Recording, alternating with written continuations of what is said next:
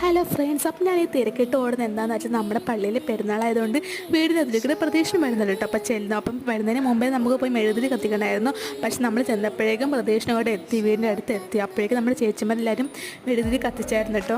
ആദ്യമേ തന്നെ ഇങ്ങനെ കുരിശ് പോലെ പോയിട്ട് പിന്നെ നമ്മുടെ പുറകെ മാതാവിൻ്റെയും അൽഫോൻസാവിൻ്റെയും കർത്താവിൻ്റെയും അങ്ങനെ പുണ്യാളിലേക്ക് ഓരോ രൂപ കൂടെ ആയിട്ട് വരും.